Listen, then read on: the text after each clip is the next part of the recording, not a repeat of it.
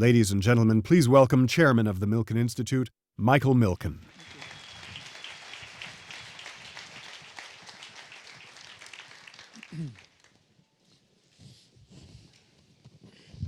Well, good afternoon.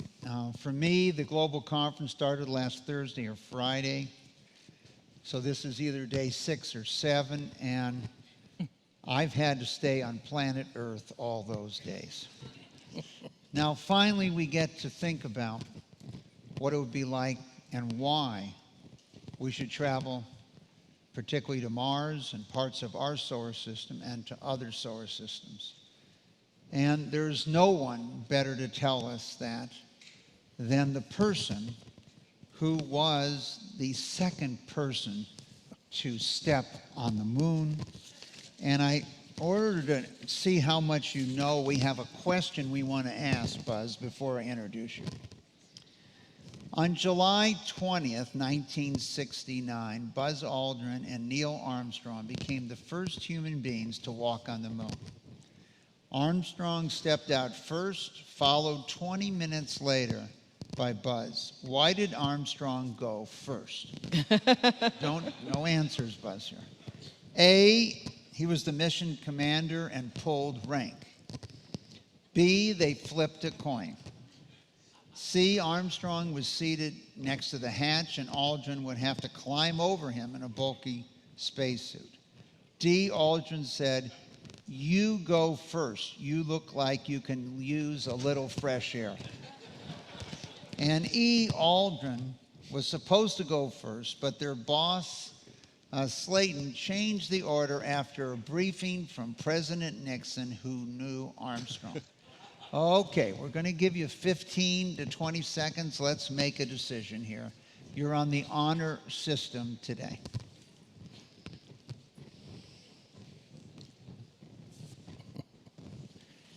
Okay, time's up. All right, how many believe the answer is A? Just raise your hand. Not one person, Buzz, thinks the answer is A in the room. No hands I can see. B, they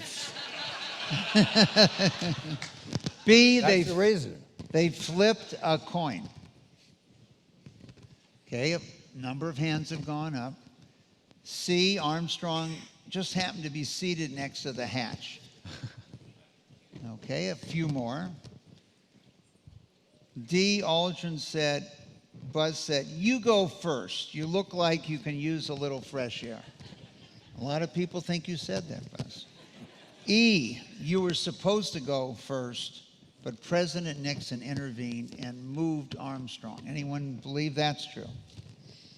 Not one person. Okay, it seems like the number one answer is kind of somewhere between C and D. Let's see what the correct answer was. Okay, Buzz, tell us what it was like to be the second guy to step on the moon. You will live the rest of your life being introduced as the second man on the moon.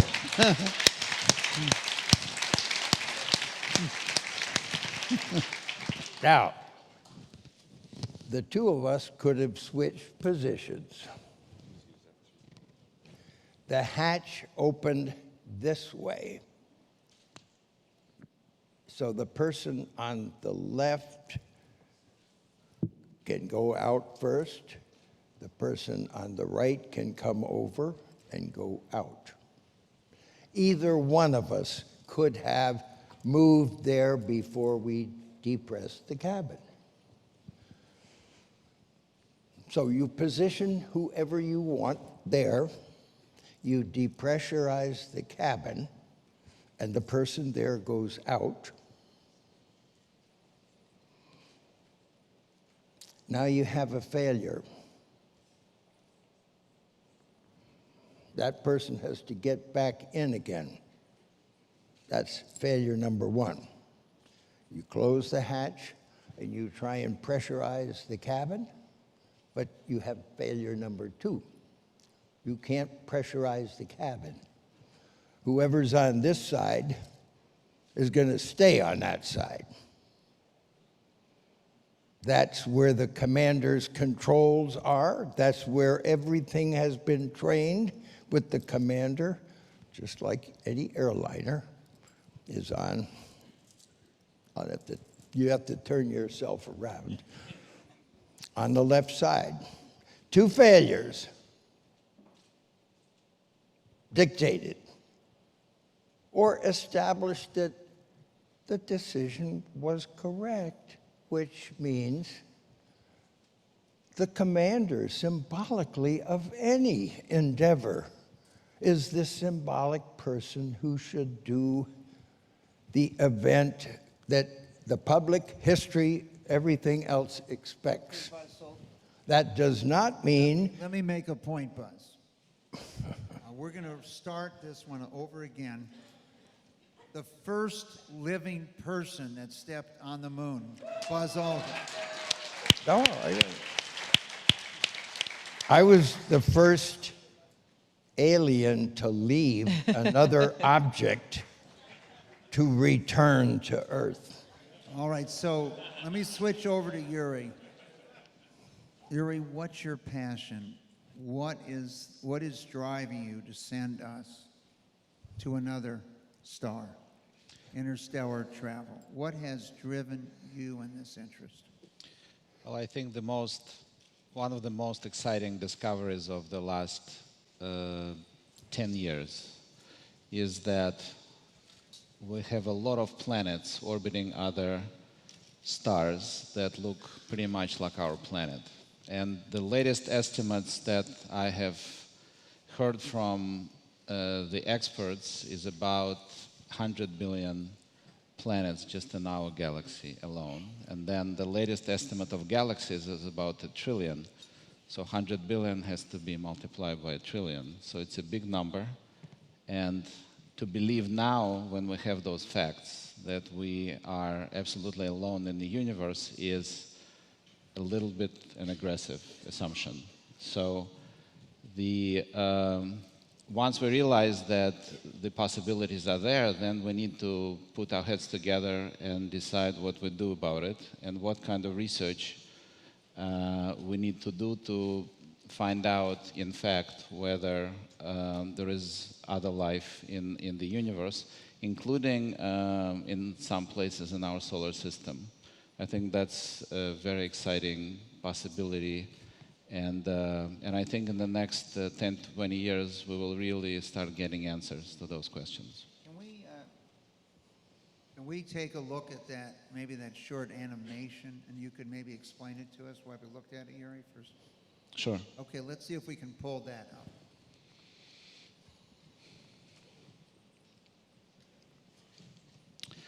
Well, this is a realistic possibility that we're looking into right now with a lot of experts participating, how you can travel a few orders of magnitude faster than we can right now using laser beam from the ground and the space sail, pretty much similar to how we traveled a few hundred years ago across the ocean, but now only in space. And some calculations show that you can accelerate a few grams of a spaceship to about 20% of speed of light, and at that speed it will take about 20 years to get to the nearby star, which is called Alpha Centauri.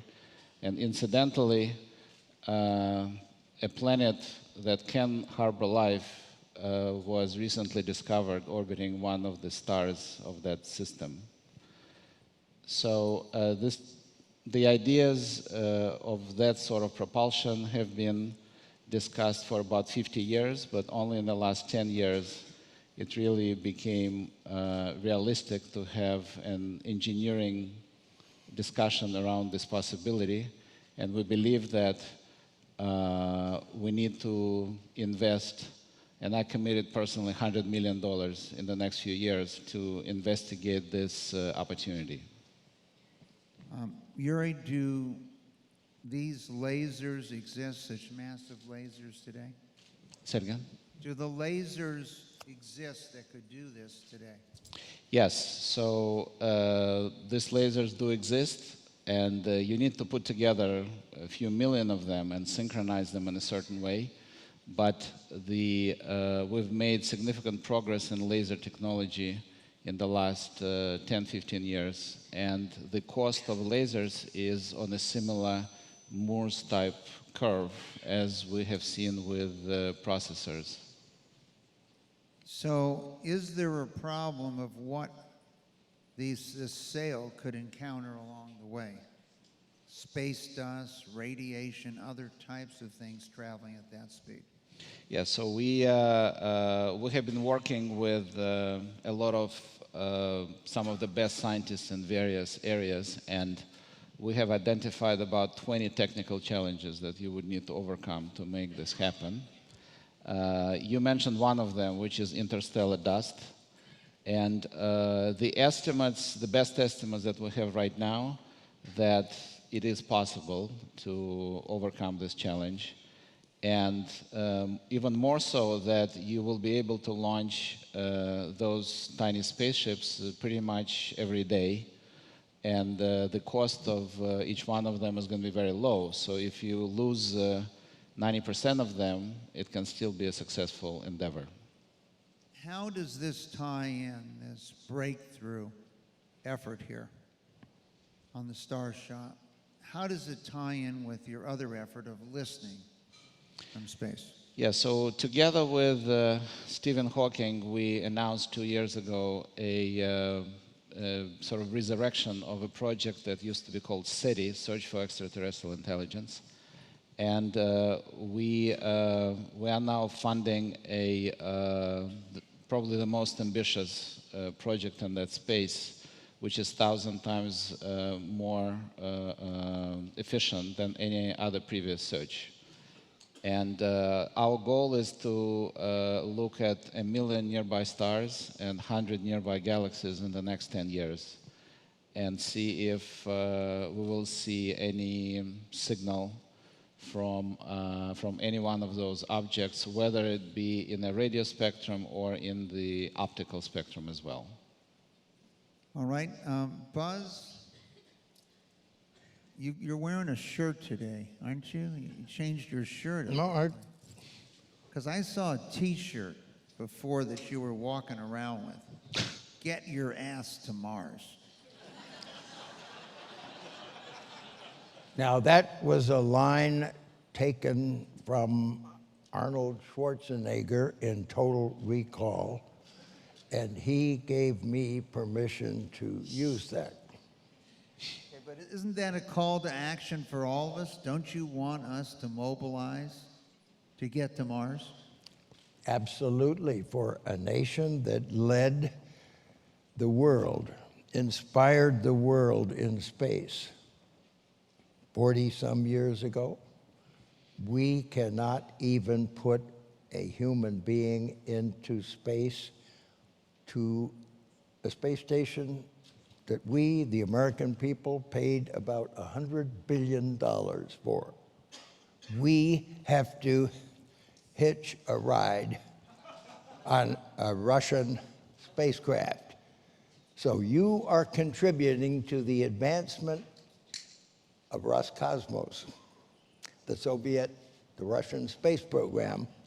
Every time we send one of our astronauts to the International Space Station, I think it's time to change. So, Dan, you ran NASA. You and I had a lot of work to do in education, 2002, 3, and 4. And it's kind of, I don't understand why we haven't gone to Mars since 1972. And I don't understand why we don't have the leadership to get us ready to go to Mars. What have you been doing? What are you working on? I tried to do a Mars mission twice. One in the late 60s and early 70s, and that didn't happen because Vietnam happened.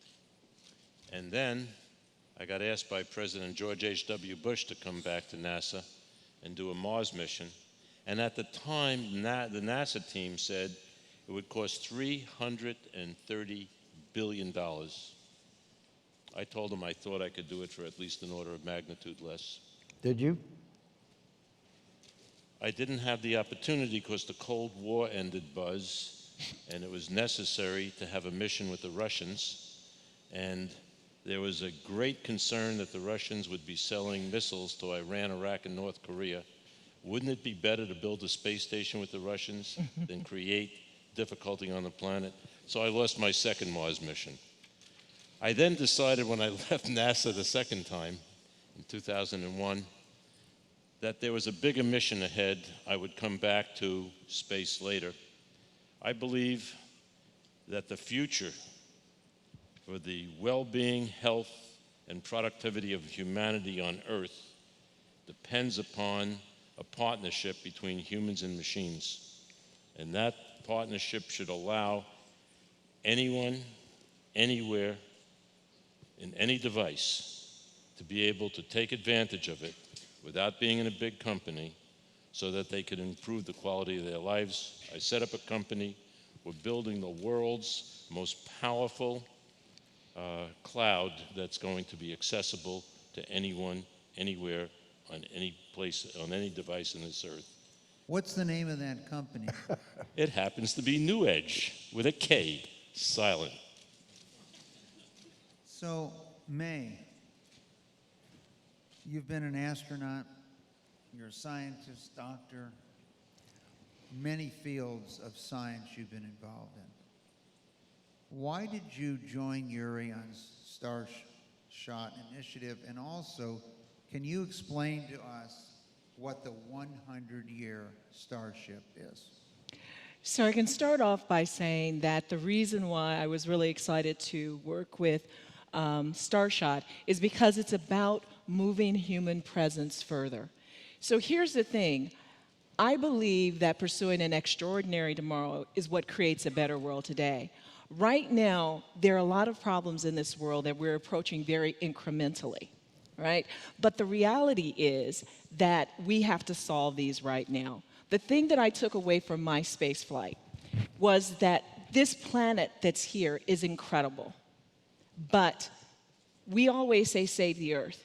The issue isn't saving the Earth. The issue is how do we survive as a species on this planet? And in order to do that, we have to change some things. We first of all have to push harder on our capabilities so that we won't overgrow the carrying capacity for us. Right? So we have to learn a lot more about sustainability, a lot more about how do we behave with one another. We have to understand a lot more about this machine connection, but what that means to be human.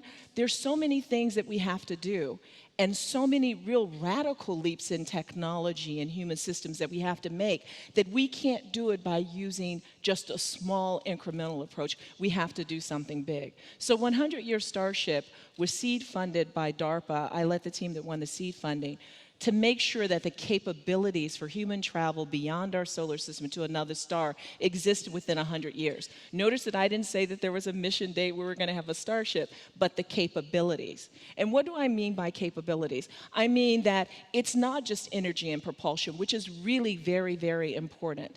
It's more than that. It's also things like human health. In fact, that's one of the big issues. How do we make sure that we can keep humans healthy? And we have to connect it to life back here on Earth. So our proposal was titled An Inclusive, Audacious Journey Transforms Life Here on Earth and Beyond. So inclusion was the first word. I would come up and say that when we start to look at how do we keep humans healthy, we started a project called Virtual Human, which was how to wholly model human health and physiology. So that we would start to look at and say, it's not just about microgravity. It's about how do you create a whole new health infrastructure that you can take into deep space with you. Because we're not going to be able to take up enough pills and all that kind of stuff. So if we could go to partially along the way of creating this kind of health infrastructure that's based on modeling, epidemiology, microbiology, all of those kinds of things, then it has an incredible impact here on Earth. And then the last thing I want to add, just in terms of why 100-year Starship, is because that whole thing about why did we not continue on the moon? Why didn't we go to Mars? As a little girl, I assumed that I would be on Mars when I got to be old enough to be an astronaut. I just, I was going to be there. That didn't happen. But I remember that everybody wasn't included. Folks love space exploration, but I remember in my neighborhood as a little kid running around trying to tell people on the south side of Chicago how come it was so important for us to go to the moon. But yet we left so many people out. And that's what we have to do. The way we got to virtual human is because we brought people in who had never been involved in space exploration, but who had this incredible expertise. And they came up with a different way of looking at things. But even more than that, we have to have public commitment to do these things. Widespread public commitment, and you get that by including more people. And that's what 100-Year Starship is really about. It's about how do we get more people involved over a period of time with space exploration, whether it's from the point of view of religion, social sciences, medicine, propulsion, microbiomes, getting people involved across ethnicity, gender, culture, geography. How do we get this effort going? Dan, two things strike me. One, when I interacted with you a number of years ago, we were very focused on biology, and if we're going to send a person to Mars, it's a long journey. We don't know if they're coming back, but if they got sick along the way, we'd have to figure out how to deal with that issue. You might just think back to why that didn't continue to the extent it did, that May just mentioned. And the second area that we've thought about was, what role can private industry play? I had the honor with Governor Schwarzenegger and Al Gore and others to go over to JPL when the Mars rover was landing and watch the simulation as it did, and watch the different crews, one group getting into Earth orbit, one from Earth into Mars orbit, one to get it on the ground, etc., cheering as they met their objectives from that standpoint. So what is the issue? What has occurred? Why haven't we fired up that Mars mission of yours again? And how much capital do you think you need, and how long would it be before we could actually seriously consider putting someone on Mars, in your opinion? I'm going to go to Buzz next. I love my country, but the government costs too much and takes too long. And that we've got to be able to do it at this point in time. The technology, the government is terrific at invention and pushing the boundaries. But if someone came to me today and said, I'll give you some tens of billions of dollars, not hundreds, in 6 years, I'd launch to Mars. I think it's within our grasp. As a species, we can't just sit here looking through telescopes, which has to be done, because we want to see if there's life around other stars, planets around other stars. But we've been sitting on this planet. I started working on a Mars mission in 1962. We were working with nuclear power and plasma propulsion. 1962. We were thinking about missions to Mars in 1979. I got disgusted and I left NASA because the bureaucracy got involved. It needs to be too safe. The media needs to know what's the torque on the screw on that part of the vehicle. We got to do it with private funding. There's loads of cash around. Now the government could do the infrastructure, the communications links, the medicine that has to be done. A lot of good medicine has to be done. This too could be done. Building how? That has to happen. I'm going to do that. But all these things could be done by the government, but I am hoping there are a few billionaires come together and go do it just for the sake of doing it, not for the damn science. Just go do it to make it happen. So Dan, I just wanted Just go there once. I didn't say go there once, just go do. Everything doesn't have to be a big, long plan.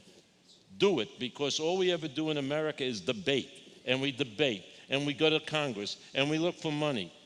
What Yuri's doing is the right thing. Well, there is a very successful company located in Portland, Oregon, that has a motto, just do it. Okay, so called Nike. Good advertisement. Now, Buzz, you want us to go to Mars, you want us to stay, you want us to colonize the planet. What is your vision and what do we need to do it in your lifetime? I'd love to debate you, but I don't want to use up time to do that. And I don't want to just explain things. I have things written down, and I'll try and do it fast, and I hope you can understand. I spent the last 30 years of my life developing a plan that will get people to Mars by 2039. And we can get there to stay with a permanent human presence on Mars. No flags and footprints this time. We need a presidential commitment at the 50th anniversary of Neil stepping on the moon, July 20th, 2019.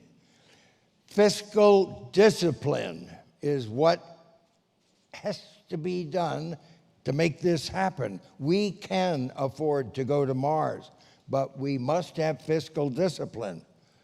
We must focus our resources on only those things that are really necessary to get to Mars. In my view, we are currently spending over $6 billion on programs that we do not need to get to Mars. So we need fiscal discipline, we need reusability, we need evolutionary development, and we need U.S. leadership. We need a global lunar Mars coalition. Will include the major players, including the U.S., Europe, Russia, India, Japan, and China, as well as emerging space actors like UAE, South Korea, and Saudi Arabia. We need a commercial supply of lunar propellants. Sustainable permanence through cycling pathways to occupy Mars, CPOM, will reduce the cost of sending a person to Mars by an order of magnitude over traditional expeditionary ways. It begins with the development of a commercial replacement for the ISS, not continue it forever, which Congress and vested interests would like to do. We must retire the ISS as soon as possible. We simply cannot afford $3.5 billion a year of that cost. We need to replace it with a commercially developed modules, and there are already 2 companies contributing to this, the Bigelow Aerospace Company, inflatables, and a company called Axiom. Now, I want these companies to develop with a space hab core the first generations of cycling spacecraft that will ultimately take people from Earth to the moon and Mars. I call them LEO cyclers, low Earth orbit cyclers. Orion can become a permanent safe haven for emergency crew return from a LEO commercial cycler. We need to develop a cislunar cycler. A second version of the cycling spacecraft begins with transitioning the second LEO cycler, low Earth orbit cycler, into a lunar cycler orbit, which orbits between the Earth and the moon. An Orion intercept of this cycler that is unmanned will provide the safe haven in lunar orbit. A third LEO cycler can be accelerated into an Earth-Moon cycling orbit once a month, 3 swing-bys of the Earth and 1 of the moon. This will provide space tourists with the opportunity to travel between the Earth and the moon in relative luxury. Now, the early mission, but the mission of the lunar cycler in lunar orbit will be to oversee the development and operation of lunar fuel refueling all landers that go there. So they just go up and down, 5, 6, however many we need. And then from this orbit, we also construct the infrastructure on the surface, the base assembly. Once these surface systems and operations have been developed, they will become commercially operated and owned, using lunar-based propellants to fuel reusable lunar landers and tankers, will revolutionize in-space transportation between the Earth and the Moon and Mars. Commercially provided low-cost transportation in LEO and the Moon will enable a robust international research community on the surface of the Moon. My friend, Dr. Jan Werner, Director General of the European Space Agency, calls this Moon Village. All right, now. International partners. Let's slow down. We want to give the other three people a little chance here. So let's hold it there for just one moment. Mike, can I do something? May, you want to engage? I just want to put a little bit of this stuff in perspective. So when we start talking about what do we do in space and how do we do it, let's think about the generations to come. There's a Martinican psychiatrist named Frantz Fanon who said each generation must, out of relative obscurity, discover its mission, fulfill it, or betray it. When we think about what's going on now, we talk about maybe we're going to Mars, and I would love to go to Mars. I'd go to Mars in a heartbeat, at a drop of a hat. Mars is something that we need to do. It's necessary, but it's not sufficient to really push us hard enough. If we start to think about all these things we talk about, for the majority of people who are alive on Earth, we have been on Mars since they were born. And so in terms of pushing us hard enough, it doesn't do that. I think it's really incredible. I want to go, and I think that Mars is a part of it, but we need to do it very rapidly. So saying we could go to Mars in 6 years is one of those things that galvanizes us, that would be able to make us move forward. Mars has been 25 years away for how many years? Since 62? Since 62. It's been, and so it's really about, if we said we were going back to the moon, let's go back to the moon in 5 years and establish a moon base. In the decade, and we made it. These are things we need to do. So when you asked me why was I so excited about what Yuri was doing, because just think about how everybody alive now, we have never been to another star. So even though I push on humans because it makes the project more difficult, getting to another star and to be able to see Alpha Centauri is something that's galvanizing, that pushes us harder. And then we're able to really take advantage of the incredible commitment and energy and resources that come with trying a difficult project. And the other thing I would add, and Dan, you maybe can put a part on this, is that what we saw during the Apollo era was this incredible increase in the number of people who went into the sciences, even if they weren't going into space. We saw this incredible increase in the money that came into, or the economic growth that we had, even though it wasn't necessarily all from space. So this is really about how do we, as Earthlings, like really push on something that's going to get us in a better place. And it's all of the above. It's the moon, it's Mars, but it's doing it in such a way that it's bold and it moves us beyond where we are right now. Well, May, I would say after Sputnik went up and a call went out around America, NASA was formed, DARPA was formed, etc. If 20 years later you went over to Lockheed, you would have found and asked them why they were a physicist, a mathematician, or whatever, an astrophysicist, more than 50% would have said because of Sputnik or Sputnik, Yuri.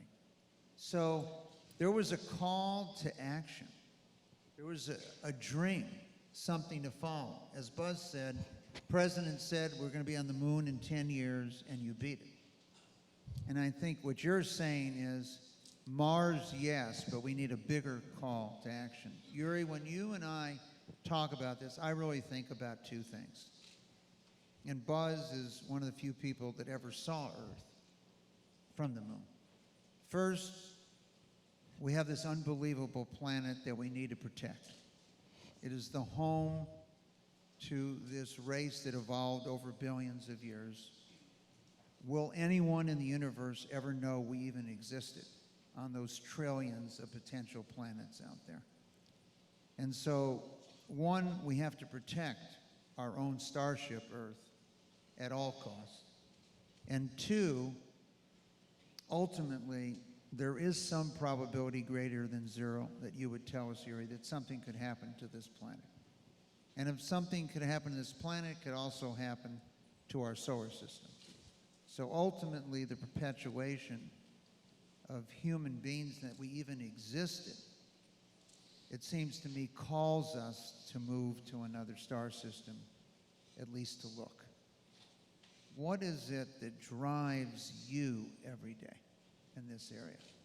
So that's what makes me wish that you would solve this problem so I don't have to work on it. Well, one of the effects of this amazing space race that started in the late 50s was that a lot of boys who were born in Russia were called Yuri after the first man in space. And I was actually... Do you know any of those boys that were called Yuri?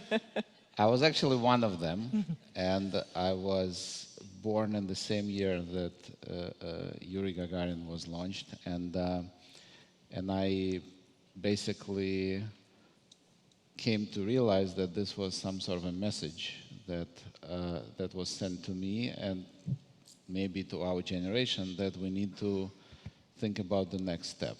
And the next step could be Mars, and this will be a great step.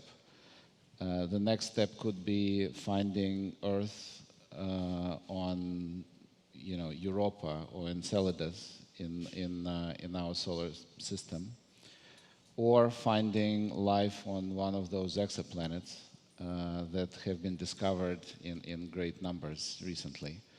So I think all these things, they open exciting possibilities, and any one of those discoveries, as I agree with May, can have an impact on our business here on this planet, because just knowing that we're not alone is a very powerful thing. And of course it can have two effects. Either it can get us energized or scared, and then it will be sort of a call to action. Or we, on the other hand, can feel a little bit relaxed, because even if something happens here, there is somebody out there, and the universe will take care of itself that way. But I think one way or the other, whether we're alone or not alone, knowing one of those outcomes is pretty exciting. So, Dan, when I think about this issue, there's been dozens of movies where some alien from outer space attacks Earth and unites the people on Earth to bond together to fight that alien, and having us recognize that we have something in common with our planet Earth, and there's something out there that threatens us, so we come together to fight it. One of the areas that seems to me that you have a great deal of knowledge in that has piqued this interest are telescopes that allow us to see, image, etc., to get people excited.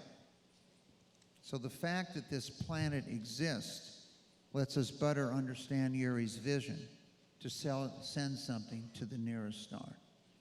what could we do in the way of telescopes today to give the people, not just of the United States, of Earth, a better view, a better understanding of what's out there and how we could interact with it?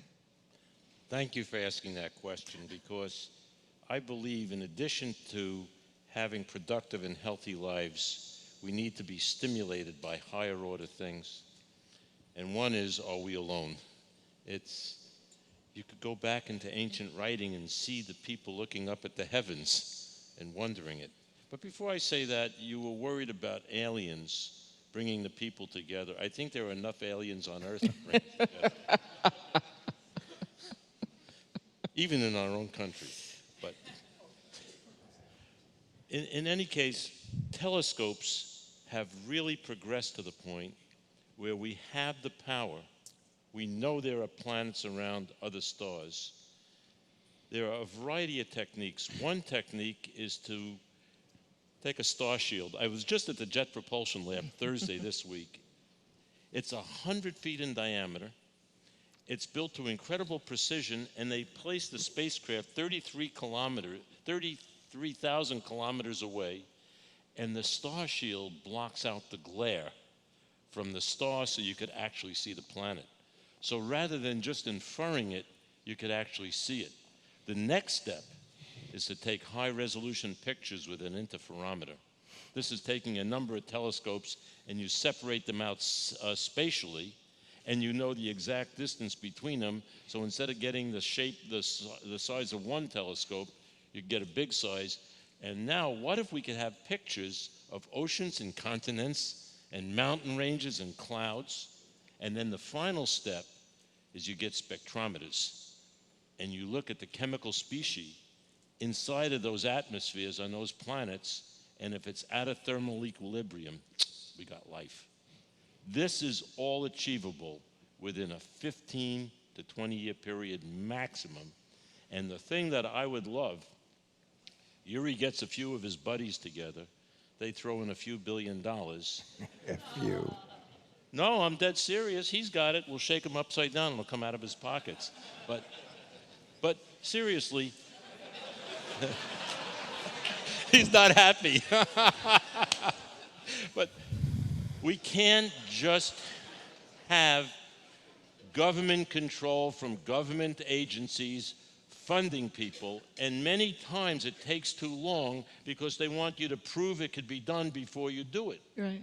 I love the idea of bringing in people of wealth to stimulate the process. So, Yuri, I'll help you get your friends. I don't have the cash yet, but I'll work with you. Well, I think we've already seen this trend, and whether it's Jeff Bezos, whether it's Elon Musk, whether it's our friend in the UK or others around the world today, there are others that aren't waiting, okay? And they're focused here on getting us to Mars or getting us to the moon and making it commercial in that process. And based on their past success, I have no reason to deny.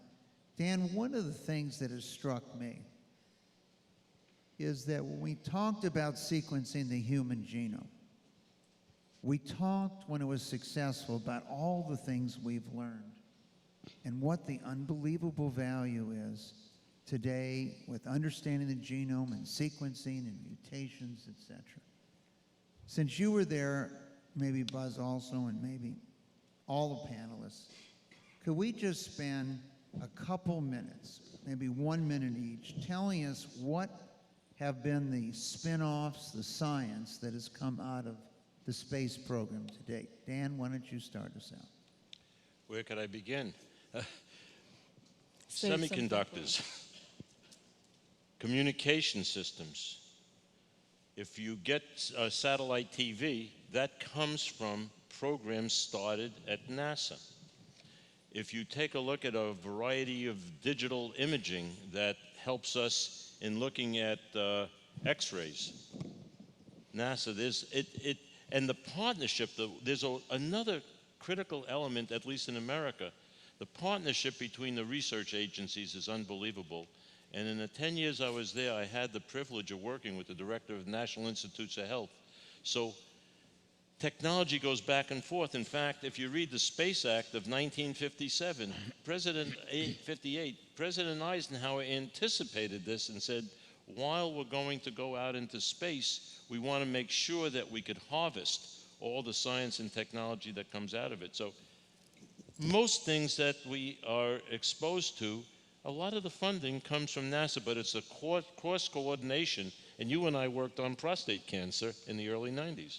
And it's correct. Buzz, your minute. What did you use? And by the way, Buzz, if someone wants to read and fully understand your strategy here, is there a magazine or is there a website they could go to look at? They have to go to your head? Listen to me. Okay. So we're going to give them your email and location because I don't think they're going to get in just a few minutes what you've shown us here, which is so exciting.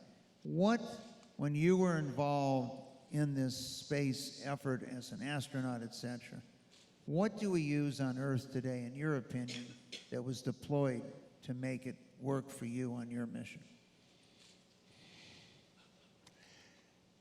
I think it's an understanding of what is needed to carry out a particular task. We need a location, we need a time, and we need a plan. President Kennedy gave us a location, the moon. He gave us a time. We did not have a plan. That came afterward, and the process of getting that plan involved a very inventive engineer who had a better scheme than Dr. Von Braun of the Marshall Space Flight Center, who wanted a big rocket, a big spacecraft that would go to the moon and do everything and come back. This engineer said, you must split that up into pieces.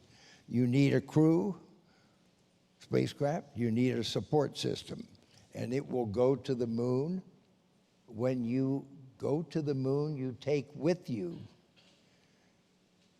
a stage that can land and a crew that can go on top of that, leave that descent stage there, come back up in the ascent stage, rendezvous with your friend. Oh, that's dangerous. Then you come home. You leave all that stuff up there. Without the plan called Lunar Orbit Rendezvous, we would not have been successful in Apollo. It is a plan that makes the difference. Okay, so we're going to try to develop a plan here. Since Buzz was on the moon, since Dan ran NASA May, the time of people's time frame has become shorter and shorter. They ask a question of Google and expect an answer in seconds. So as I see your plan, if we're successful, 20 years to develop the technology, 20 years to get there if we've developed technology, 4 years to get that information back, since we're not going to fully discuss how we can travel faster than the speed of light. We'll leave that for another panel. So let me think that. If I add that up, that's 44 years. Now, I'm going to be 115 then. And so my question to you, if people's time frame is shorter, how do we get people behind an idea that would last 44 years, and in your case, 100 years? We got to get them behind that idea, and when we get there, what are we going to learn? Well, I guess we need to learn from our ancestors who lived a few hundred years ago, and they were building cathedrals for a few hundred years. And somehow they kept this motivation and just kept building. And they left to us this amazing buildings as the memory and as an artifact of their commitment, long-term commitment. So I think if there is a powerful idea, it will kind of perpetuate itself. And I think that as more and more people realize our responsibility not only to citizens of this planet, but also our responsibility vis-a-vis our galaxy and the whole universe, I think more and more people will get behind those exciting initiatives, starting with Mars and then going beyond. So let me ask you a question, Yuri. You're one of the few people in this room that actually collaborated with Stephen Hawking. What is that experience like?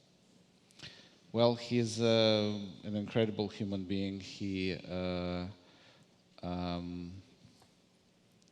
given his condition, he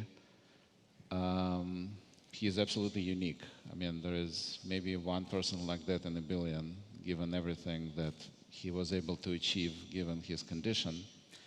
And that's why, he, although he cannot say much, given the constraints of his ability to communicate, it makes it so much more valuable when we hear some words of wisdom from him, including his endorsement of our initiative.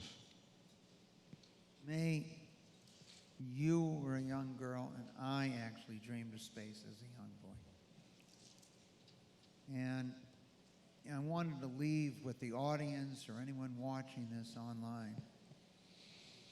If you ever have to dream, there are so many things on the web you can go to just to think about how large our universe is and how many universes there are and how many different galaxies. And it's just hard to believe that we are the only, what we know as life that's been created on these billions of planets.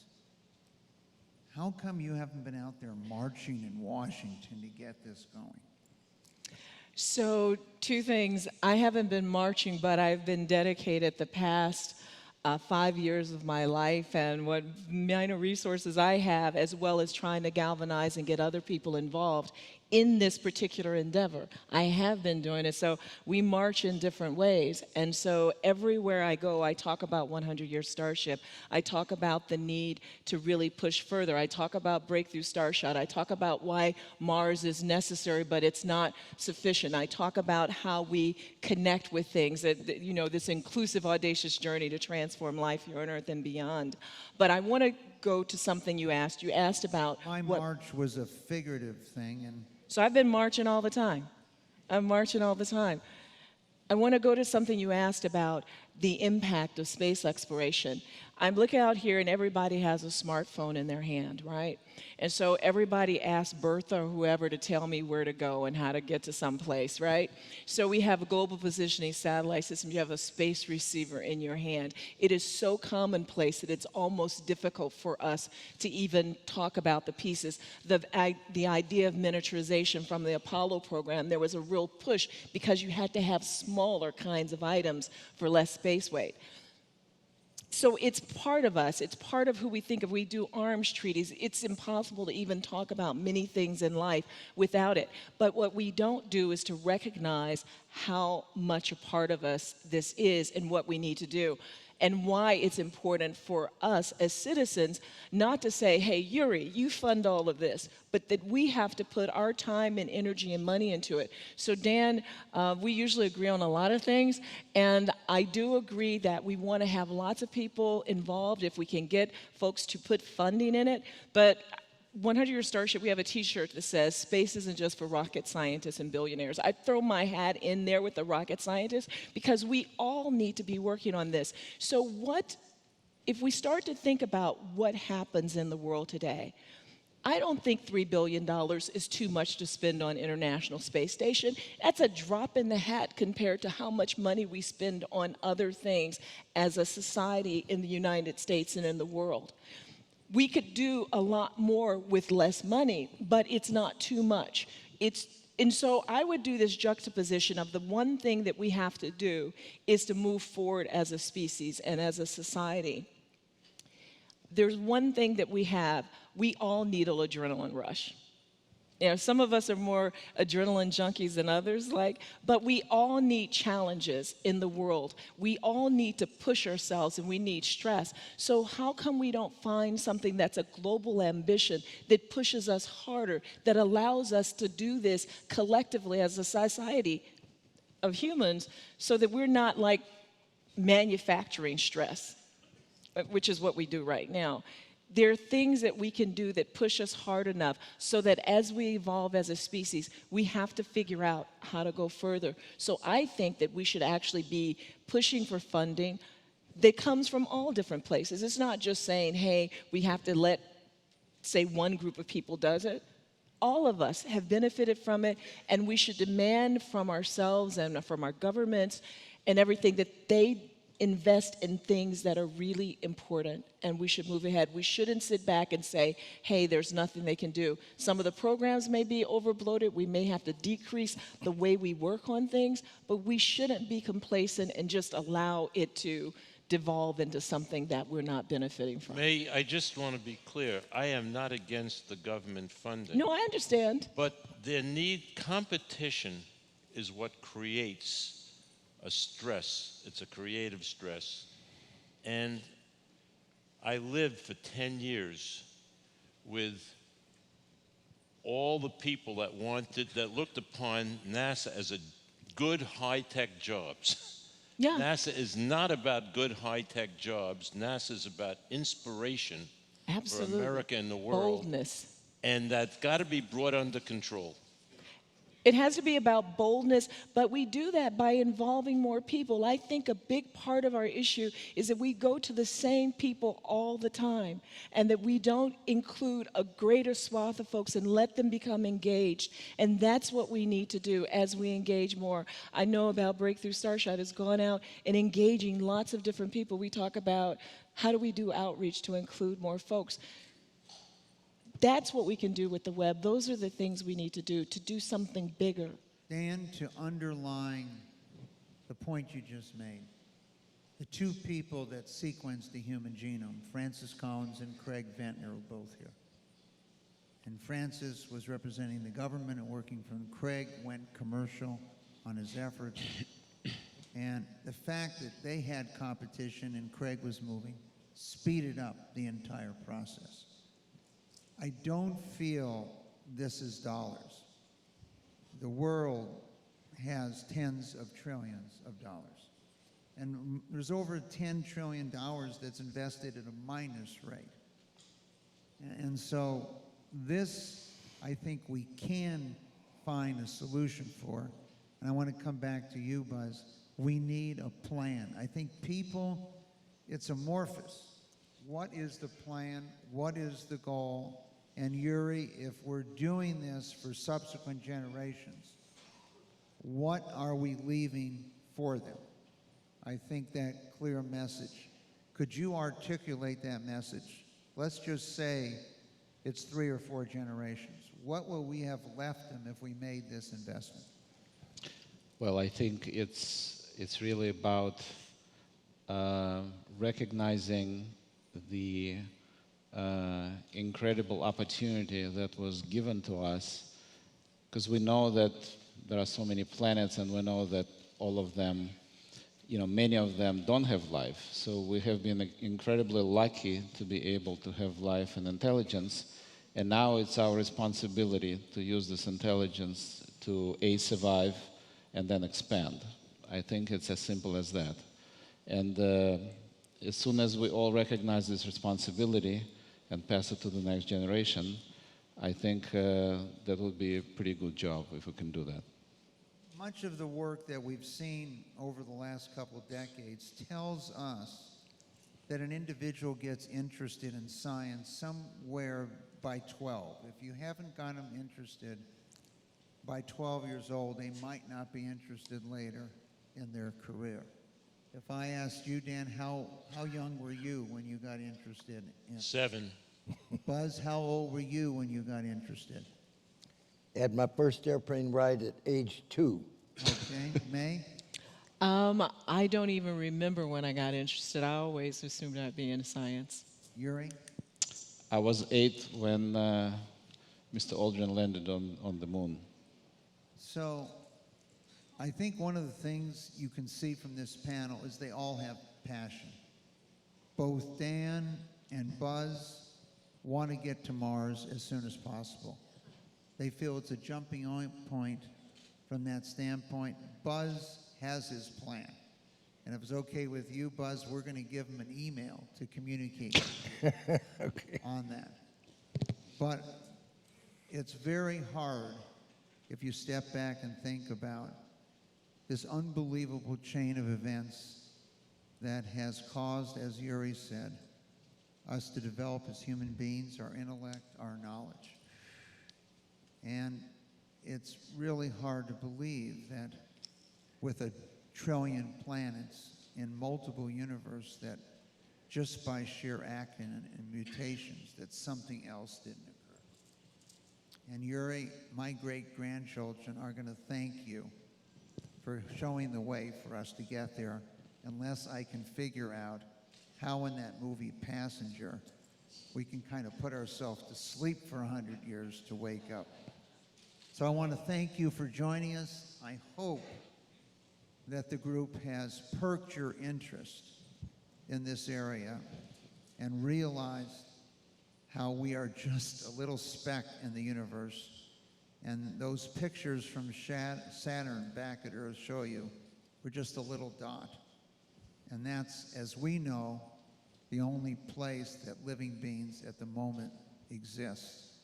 And our quest to find others throughout the universe is a quest we need to follow up. And there's that little speck, which is Earth there between the moons of Saturn. And so I can think of no way better. You want to say something, Buzz, before we... Okay, Buzz? When our country was formed, we communicated by Pony Express. The Indians did better. They had smoke signals that went at the speed of light. World War I, we used carrier pigeons. We are communicating in the electromagnetic spectrum. I know some very advanced people who believe that our search for extraterrestrial intelligence by radio frequencies is the wrong way to do it. Gravity waves, high-frequency gravity waves. One can surf with changing the gravity in front and the gravity behind a spacecraft. Don't ask me how. I do know that Arthur Clarke said, my fictitious use of zero-point energy was innovative thinking. High-frequency gravity waves. How can we be so sure that everything we're using today will be how we do things in the future? There will be major breakthroughs, and we're not even thinking about them. But if we want to do something, we need a destination at the public. We need a time to get there. And you don't go to Mars without going to the moon, bringing in international partners, learning how to refuel, how to build things there, so you know how to do things remotely at Mars. You need this kind of a plan to bring the partners together. I have that plan. I'm sure Yuri has listened well, since he is funding right now the most ambitious program ever, Buzz, to listen to outer space today. I cannot argue with my hero here. So.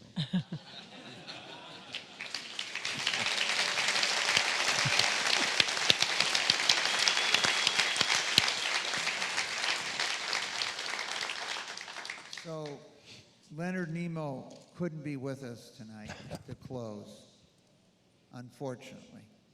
But his voice is to remind us of the human spirit and why we want to go where no one has ever gone before.